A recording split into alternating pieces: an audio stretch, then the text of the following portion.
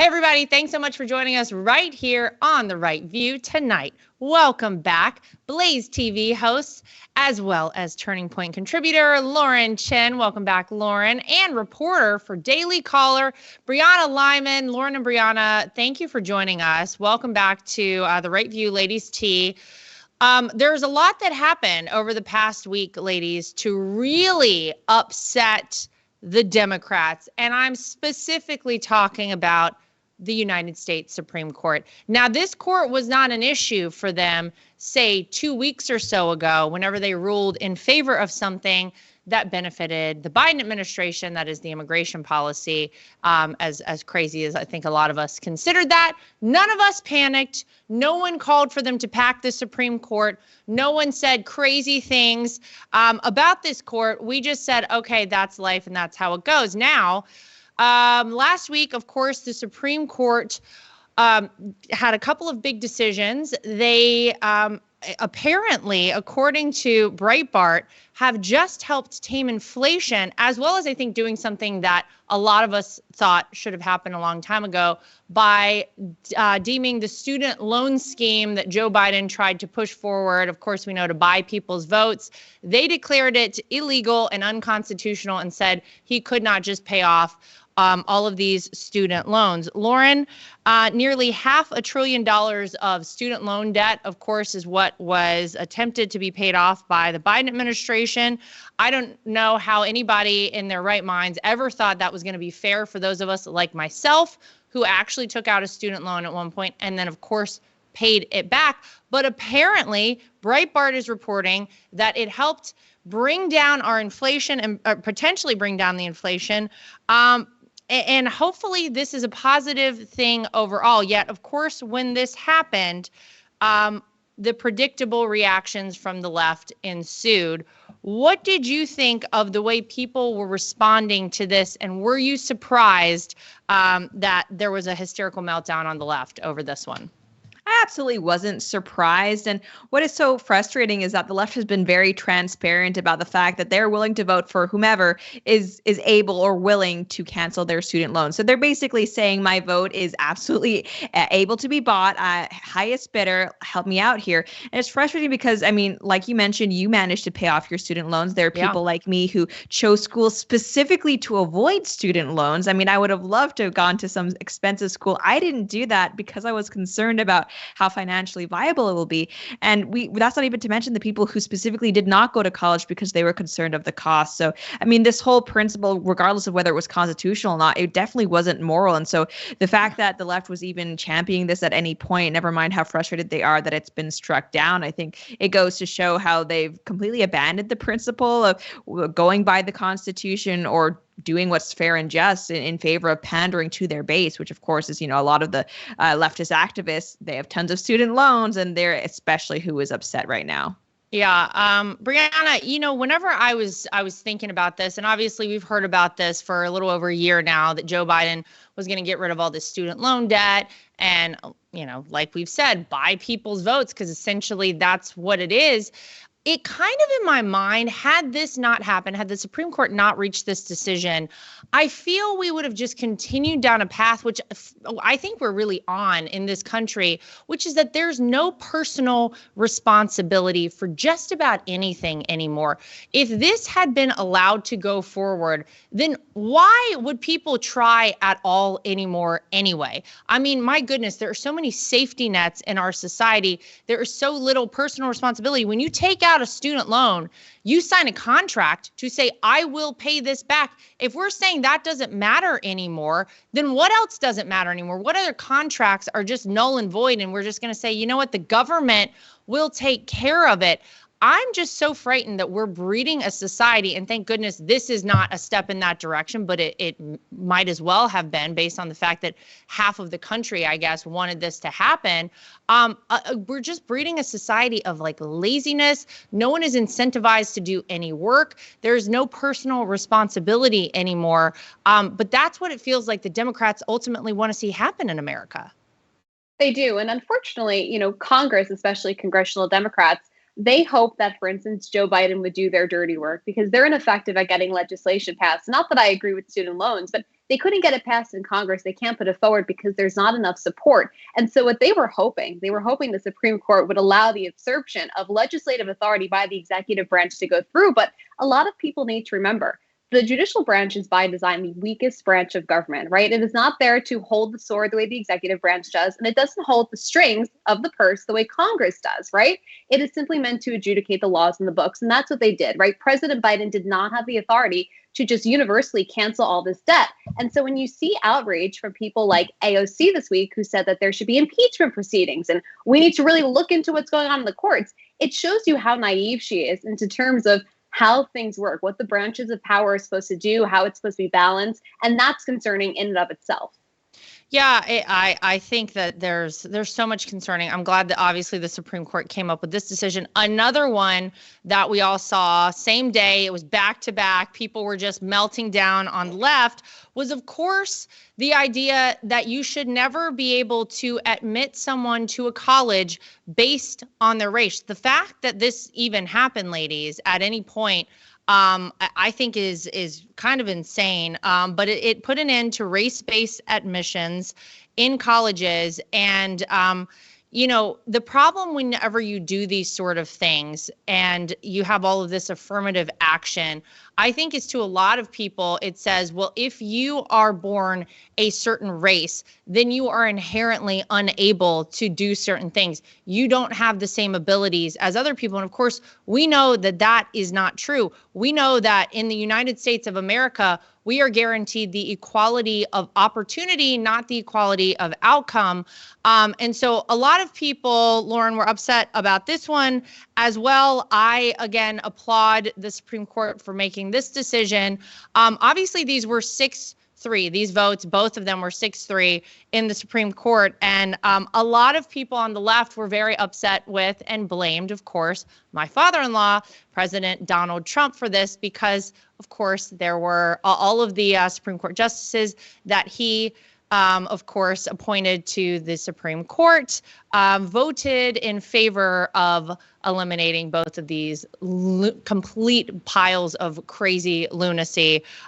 What did you think of that decision? And I mean, for me, again, I just almost can't believe that it was allowed to happen at all in the United States of America. No, you're absolutely right. And it's funny because the left often complains about systemic discrimination, specifically race-based discrimination. And affirmative action was one of the few tangible examples where people were treated differently solely on the basis of race, but they were actually in favor of it. And here's the thing. So I'm half Chinese and my daughter, she's a quarter Asian. I, under affirmative action, was actually contemplating a future where I would have to tell my daughter, you better hide the fact that you're Asian if you're applying to university admissions, because it will play against you. This is a reality that many Asian students for years have actually tried to grapple with. Do I actually let them know that I'm Asian, knowing that they will view my SAT scores and overall academic achievements as less than simply because of my race? Or do I hide the fact? I say other, mixed race. This is actually something that students have been going through. Now, finally, because of the SCOTUS decision, I know that my daughter's merits will actually be treated as, a reflection of her character and the time that she has spent investing in her education, as it always should have been. Now, regarding this Supreme Court ruling, it should be noted that the court has also said that even though they're not allowed to base admissions solely on the determination of race, they are allowed to take into account a student's experiences with racism and how that might relate to individual hardship. So there are people who are wondering, is this just going to, I guess, be tantamount to a loophole where anytime a student says, I've dealt with racism, they, just open the doors because that's another way to, I guess, inflict social justice upon the admissions process. But at the very least, this is a step in the right direction, and this never should have been policy to begin with. And I just hope this spells an end to affirmative action policies outside of the school admission systems, because as we know, this also exists in, government hiring practices in some places as well as corporate positions. Yeah. Brianna, of course, like we've noted several times, the folks on the left were very upset about this, not the least of which was AOC. No shocker. She says she wants the power of the Supreme Court to be limited. Dana Bash, asked her, are you saying that the justice's power should somehow be limited? AOC, I truly do. we must also put impeachment on the table. So, I mean, they're just very upset about this. And we know that they've kind of been looking for an excuse on the left. They've talked for a long time about packing the Supreme Court. Something like that is very dangerous. The idea that if you disagree with a decision that the Supreme Court makes, this is the ultimate of authorities on the United States Constitution, that we can talk about impeachment, that their powers should be limited, that they shouldn't be opining on these things. It is a little frightening to think if the left got their way and these are the kind of crazy people like AOC, that would be a disaster should they ever be able to pack the Supreme Court. Right. And, you draw a really good juxtaposition. You mentioned earlier that last week or 2 weeks ago when the immigration case came out, they were mum. And now they're not so mum. And I think what's important, and this brings us back to the separation of powers, is that when it comes down to, for instance, the affirmative action decision, there was a lot of talk about, well, the polls show that a majority of Americans, mind you, like 54%, so not really a huge majority, support affirmative action. But what AOC and so many others fail to realize is that the judicial branch is not meant to take into account public opinion. And I hate to do this, but I'm going to do it. In Federalist 78 by Alexander Hamilton, he wrote of the judicial branch, he said, they ought to regulate their decision by the fundamental laws rather than those by which are not fundamental. And so when you take into account affirmative action, the fundamental law is the 14th Amendment. The fundamental law is not the will of the people or this idea that there is systemic racism, which, like Lauren said, the systemic racism was the fact that the government was mandating affirmative action. So when you have them talking about taking out people from the bench or packing the bench, they lack a fundamental understanding of how powers are supposed to work. And I will just say this ruling is very important because colorblind meritocracy is the only way that the United States can truly succeed without giving insult to achievement to individuals. Because again, the soft bigotry of low expectations of Democrats is that if you are Black and you succeed, it's not because you worked hard, it's because you're lucky. Why are we relegating their achievements to that? And why are people so okay with that? Yeah, I always wonder this. And obviously, the only thing I can relate it to is being a woman, right? Because I am a white woman. And I have always said, if anyone ever thought that they were going to give me a position or say that I achieved something solely based on the fact that I'm a woman and because I am a woman, do not give it to me. I only want to get something because I earned it, because I deserve it. Give me the job because I am the best person for that job and for no other reason. And you look at things like our vice president of the United States, Kamala Harris, who the Democrats were so emphatic that the only reason that she was chosen for that position was solely based on how she looks, the fact that she's a woman and the fact that she's a minority. And I'll tell you what, it is very insulting, I think, to anyone out there who actually does work hard and achieve these things to then see something like what has happened with our vice president happen. And man, what an epic failure and what a lesson for all of us on why none of that stuff works. It's all virtue signaling. It's all ridiculous. And honestly, I think it's so damaging to our country as a whole, to, helping people achieve everything that is possible in this country. It just sets such a bad precedent. But kudos to the Supreme Court for recognizing these things and for making some really great rulings that I hope are taking our country in a better direction. In other news, we made it through June. June has gotten to be a weird month. And I always kind of forget as we're headed into June, like, oh, it's Pride Month, because it didn't used to be this much, ladies. It used to be that, it's fine. You celebrate, enjoy yourself, have a parade or two. Now it feels like June rolls around and man, you are like punched in the face everywhere you go with pride flags, with transgender flags. I took my kids a couple of weeks ago to the Norwalk, Connecticut aquarium. And I'm not kidding you. In this aquarium exhibit, I think it was like the lizards or something, pride flags in the background. I'm like, this is an aquarium. People, what are these gay lizards? What are we doing here in this country? What the heck? But we made it through June.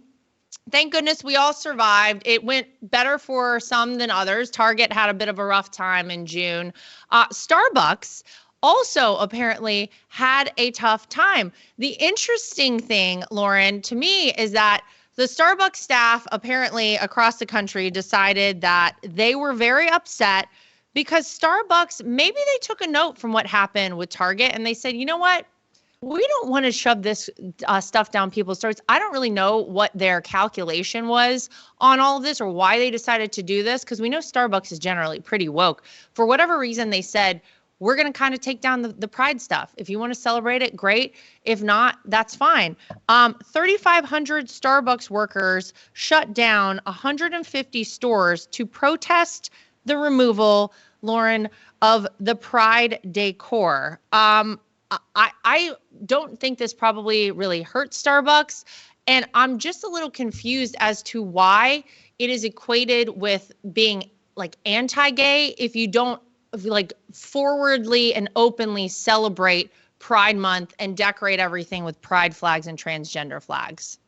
It's because these leftists, they want nothing less than full allegiance to their ideology. And conservatives love to talk about how they would be happy to live and let live, whether it be different political opinions or even LGBT people. But unfortunately, leftist activists and who aren't necessarily representative of even LGBT people, they are not happy with that. So for these people, they are very much, if you are not with us, then you are against us. And that is exactly why these Starbucks employees, they viewed not wanting to openly potentially alienate customers by having the pride flag. They view that as a slap in the face, as essentially siding with fascism or whatever hyperbole you can think of.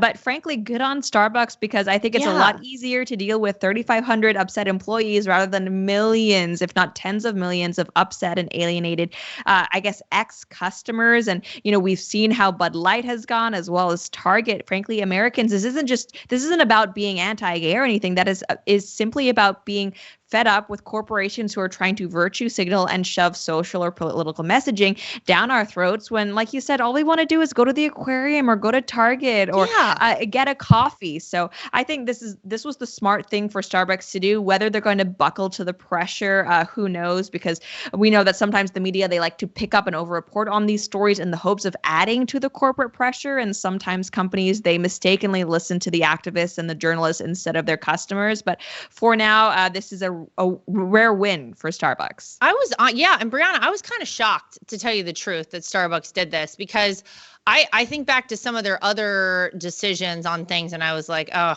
okay, like we got it. We know that you're so woke. Obviously, like Lauren's saying, nothing will ever be woke enough for these people on the left. I mean, they're just going to keep going until, as long as they possibly can.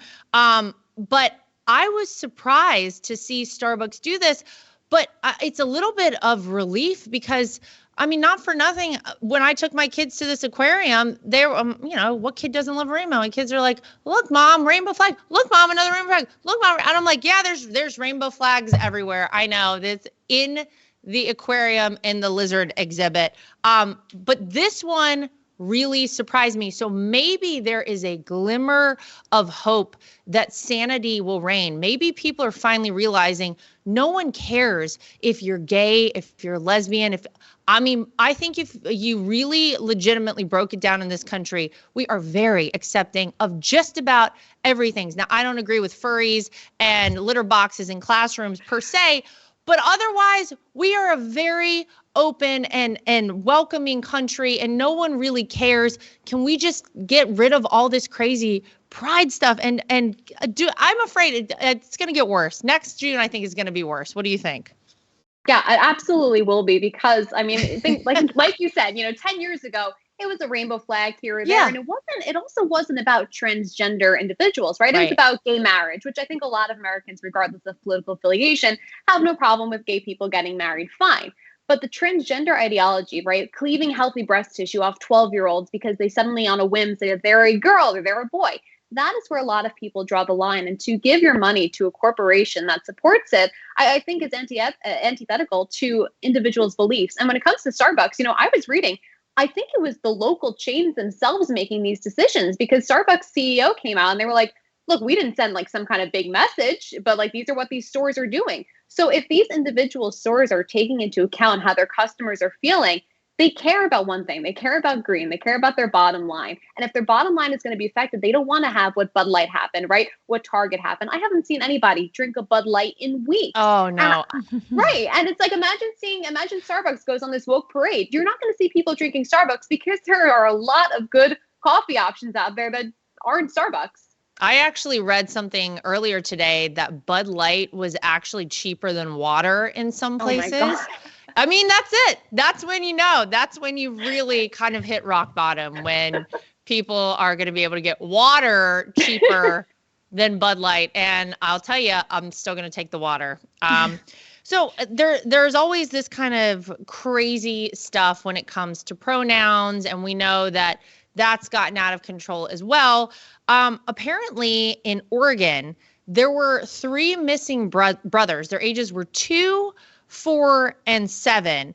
And whenever you think about like an Amber Alert situation, or, some PSA that they're putting out there to the community to bring someone back, to identify someone who is missing, you need, Lauren, to get the information. You need to get it quickly. And it needs to be stuff that'll immediately help you recognize height, weight, hair color, what the last thing they were wearing was, those sorts of things. Not in Oregon. The Oregon Department of Human Services they felt for a 2, 4, and 7-year-old to add, and I'm not joking, their preferred pronouns to the description of these kids who were missing. I guess the goal is to just normalize this sort of nonsense, to just say like, oh yeah, whenever you are presenting yourself to someone, you also need to make sure you know the pronouns, although it is very obvious what these kids are all boys, of course. What's the goal here? I mean, like, why would you waste the time when you got 3 missing kids to put their preferred pronouns, Lauren? This is insane. It's just a huge virtue signal, and it is an attempt to not only normalize the crazy gender ideology we see coming from the left, but to also impose that onto children, which I think is even more insidious. And like you said, pronouns, language in general, it exists for a reason. It exists to be specific and objective. So in the case of this Amber Alert, if there are children who are missing, we need to be able to identify them and know, okay, is it a little boy? Is it a little girl? They're not the same. We're not asking what is the self-concept of a gender that this individual has, because I'm sorry, but that is not useless in any way, shape, or form in identifying someone. And this is happening in Oregon, which some people might brush off and say, oh, they're crazy over there, it doesn't matter. But this is exactly the same, I guess, mentality we see in places like New York and California, which even allow people to change their sex on their driver's license. So, I mean, this was an extreme example, but this is absolutely where society is going unless we put our feet down and say, look, you can call yourself whatever you want. You can think of yourself however you want, but that doesn't necessarily mean that the rest of the world needs to go along with it, and it doesn't change objective reality. I mean, the good news here, Brianna, is these kids were all found and they are okay. Thank God for that. Could you imagine, though, that if for some reason the 7-year-old, perhaps the most recognizable of the 3 brothers, for some reason identified as a female, and so they had the preferred pronoun down as a female, so somebody's out at like Walmart and they see these 3 kids together, but instead of it being, they're looking for 1 girl and 2 boys. This is the kind of stupid garbage that happens. And like Lauren's saying, if you were able to change your preferred pronoun on your driver's license, I can think of a lot of ways that could be dangerous. That could be a big problem.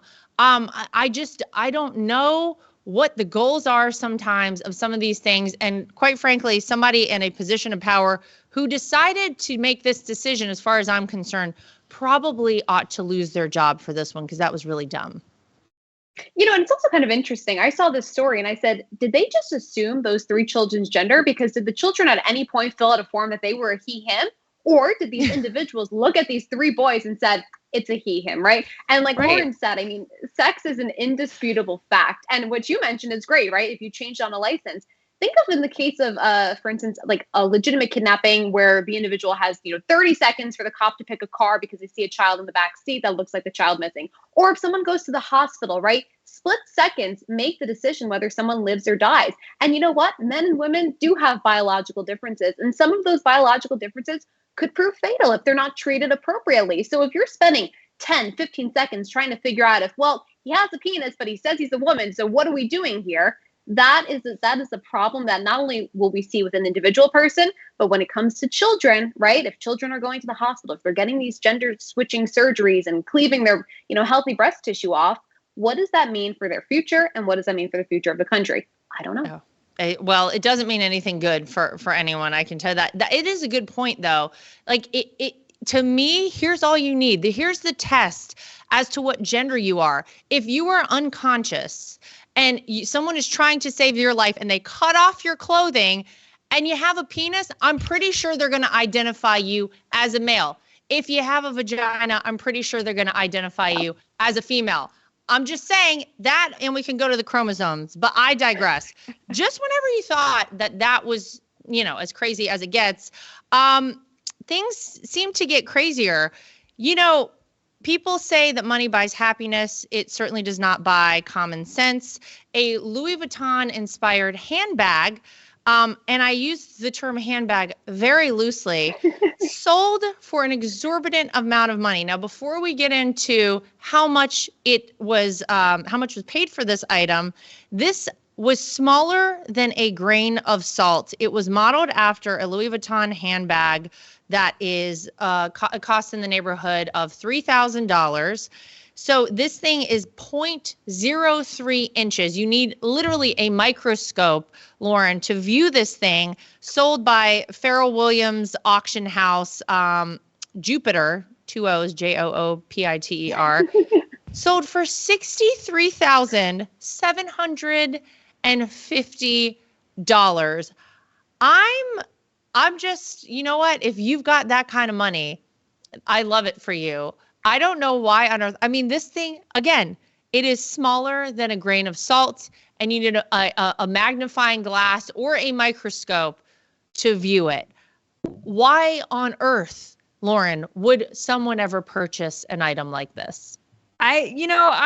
I have the shopping bug too. Sometimes I wake up way too early. I go on my phone. I'm on Amazon ordering stuff. So in some way, who am I to judge? But, on that note, I would like to say I also have a very tiny handbag. Don't worry, it's there. You may not be able to see it. I would like to start bidding at a very reasonable $10,000. Right. Don't worry. It's definitely there. Take my word for it. You can tell all your rich friends it's there and they'll just have to believe you. But you can't see it on the tip of my finger. You can't see it. It's right there. There's the handbag. Exactly. This is amazing. One of my favorites. So I went to the comments in the section in the article, and one of the comments was something along the lines, or maybe it was on Twitter, of if you fly Spirit, they're still going to charge you for that bag, obviously. But Brianna, I don't know. I mean, okay, perhaps you could construe this as an art purchase. I assume that's what was going on here, that this is a piece of art, and perhaps the buyer, who has not been disclosed, we don't know who this individual is. I would love to know, and I'd love to talk to this person if they want to get in touch with us.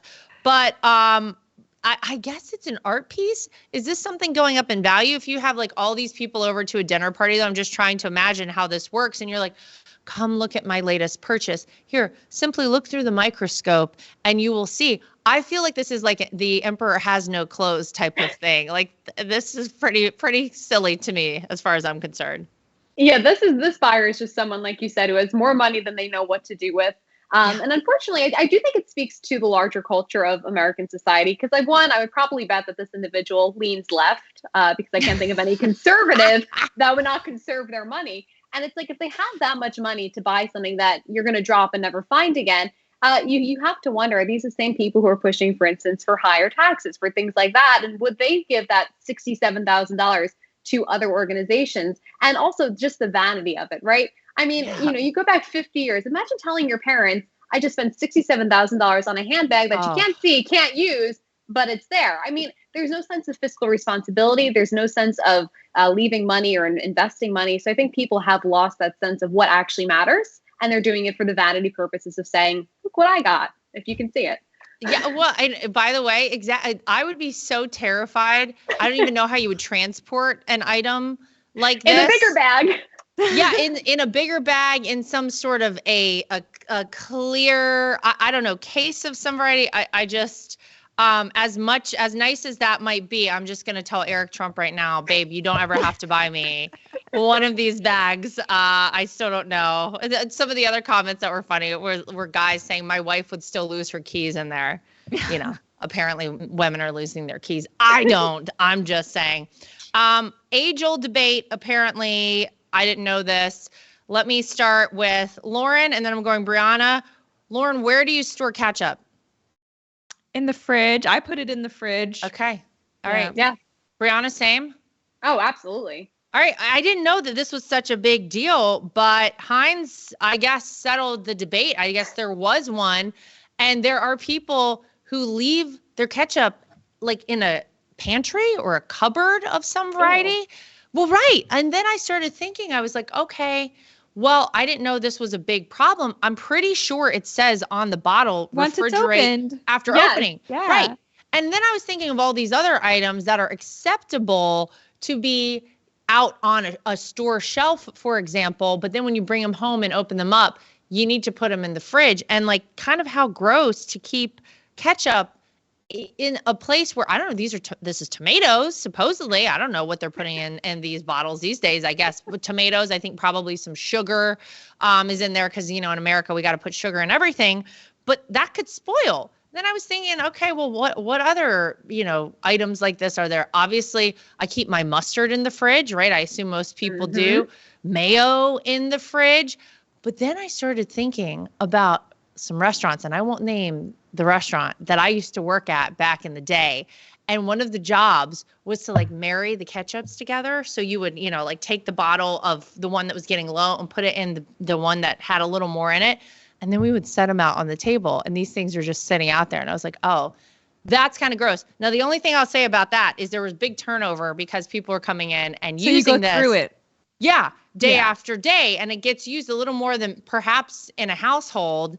But I don't know. Is there anything else? I'm trying to think of, you know, any other item like this that people maybe put in the wrong place, or people butter can be controversial. I don't keep my butter in the fridge because I like to put it on bread that I make. Then the bread is soft and like soft butter. But I know that can be.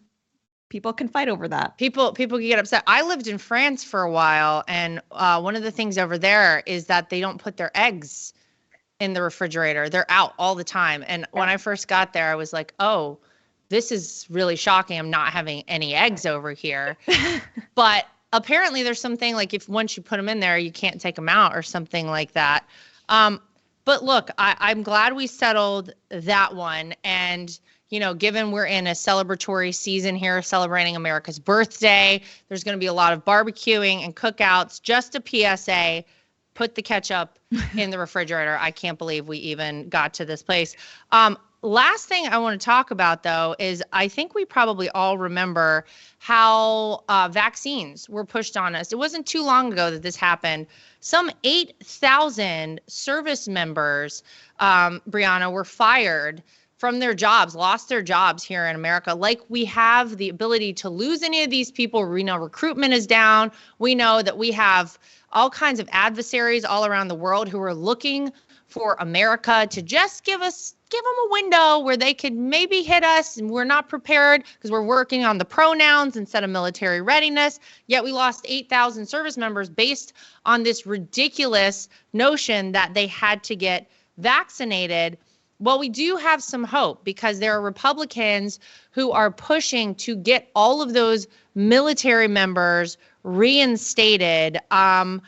I'm so happy to hear about this. And I'll tell you, as a citizen of this country, I'm very grateful for the men and women who put their lives on the line and serve this country. I think it was insane that this ever took place. Do you have any confidence that this is going to happen? Because as much as I want to be hopeful on this one, Brianna, I don't know. I feel like the Democrats like to ruin everything good at all times. Yeah, I mean, that's what their track record shows, right? Look, with Republicans of the House majority, you would hope that this should pass with flying colors, and not just because of Republicans. It should be Democrats too, because again, the party of science should look at the statistics. They should look at the coronavirus. And we knew this from, day one. This isn't some new revelation. 99.9% survival rate. And when John Kirby, when they announced this vaccine mandate in 2021, they said it was to ensure the safety of all service members and to create a stronger force. How were we stronger? By getting rid of 8,300 service members who were well qualified. They were helping others train. They were teaching courses to new members. And we just give them the sack, right? These are people, like you said, who put their life on the line or are willing to do so at any given moment. And this is how we reward them. And unfortunately, I mean, this is 2 years that these individuals, they lost time to train. They lost time to take new classes. Perhaps some of them were going to retire by this point. And then they lost that opportunity to be discharged honorably, to go out whichever way they wanted to. So Republicans not only need to do this, but they need to make sure they codify that if, God forbid, something like this happens again, our military members are safe. They're secure.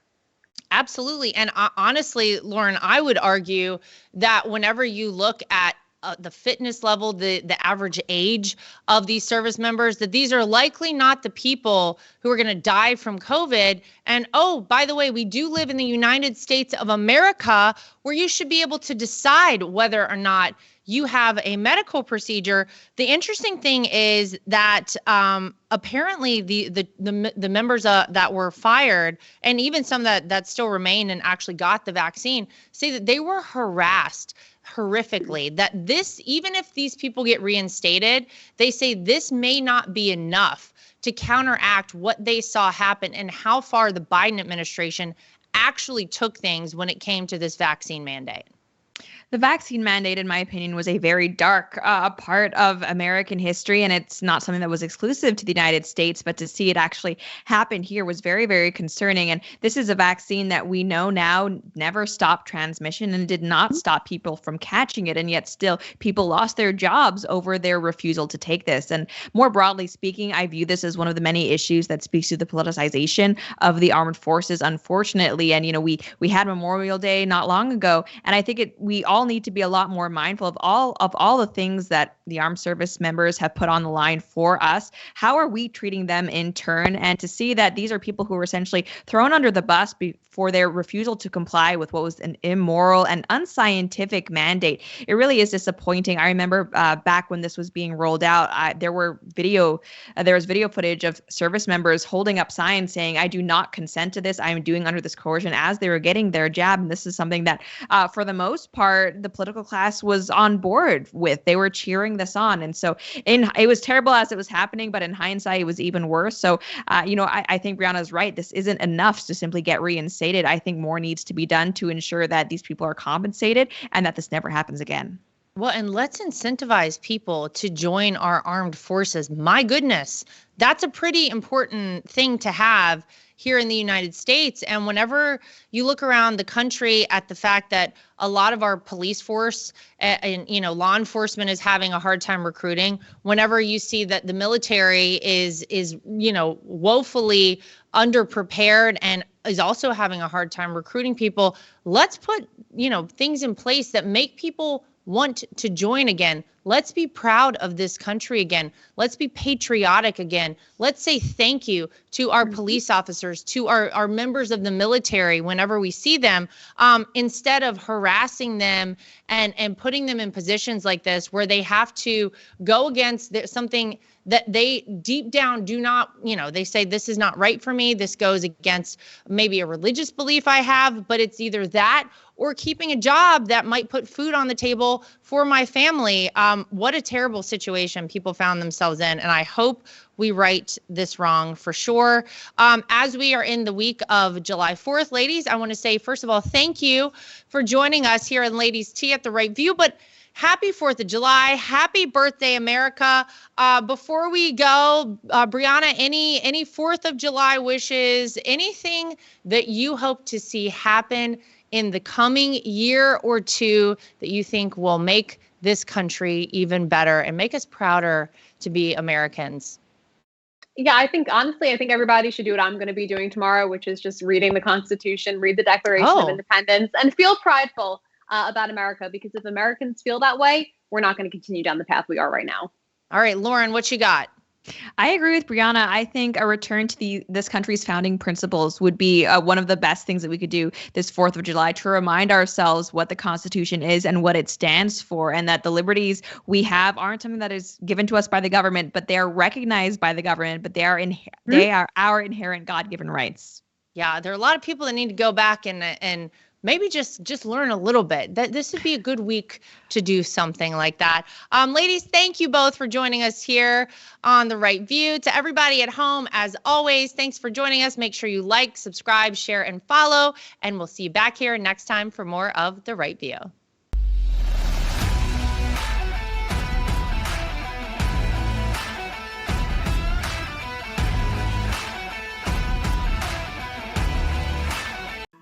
So I'm like a lot of people. I love to wear an Apple Watch, but I hate how it looks. And I scoured the internet to search for the best looking Apple Watch cases I could find, and I found it. goldandcherry.com. They have absolutely beautiful watches, as you can see here. Everything is waterproof. Everything looks good with different outfits. You can get sporty, you can get fancy, but they are great quality, made out of Delaware in the United States of America.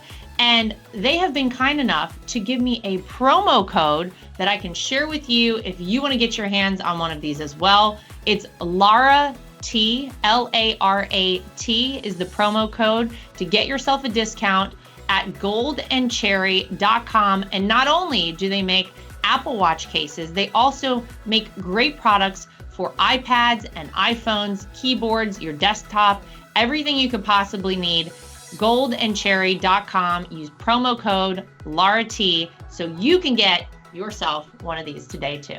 At The Right View, we're very proud of the fact that we are independent. We get to say everything that we think and everything that we feel. We have no woke companies guiding us or telling us what we can and cannot say. We are always going to shoot you straight and give you the facts as we know them. And that's why it's important to support independent outlets like The Right View. My name is Lara Trump, and I think Mike Lindell is a patriot. He is someone who loves this country, is willing to fight for this country. I love MyPillow because not only are MyPillows made in the USA by American workers, but they're great products, and they're so great that not only do I use them in my own bed at night, my children actually requested. My daughter the other day went to the closet and pulled out a MyPillow and said, "This is the pillow that I want to sleep with." And I gotta tell you, she loves it and will have nothing to do with any other pillow. So it's a big hit around our house. My dogs also happen to sleep on MyPillow dog beds. So all around the Trump household, we're big fans. If you go to mypillow.com today and use promo code Trump, again, promo code Trump, you will not only save money, but you will help us continue this show and other shows like it and help us continue the fight for the future of America. Inflation has impacted all of our lives. I don't think anyone can go to the gas pump or the grocery store without noticing that it is a major factor. And unfortunately, it's not going anywhere. It doesn't seem like it's going down in the way that we would like it to. And one way to protect your money is by investing in precious metals, gold and silver. That's always been a great way to make sure that you keep your money and you keep it safe. When you go to bh-pm.com, use promo code Trump. That way, if you decide you want to invest in gold and silver, you'll save yourself a little bit of money. We live in a time that's very interesting. A lot of us out there feel like a lot of our rights are slipping away. And if you're like I am and you want to have the right to choose whether or not to have a vaccine, how to live your life freely, and you're looking for a great doctor, I've heard amazing things about Dr. Sherwood. He's somebody who you should really check out and check into, and it'll help support this program and keep us going. So go to sherwood.tv and use promo code Trump. Again, sherwood.tv and use promo code Trump. You can save yourself some money and help us keep our program going.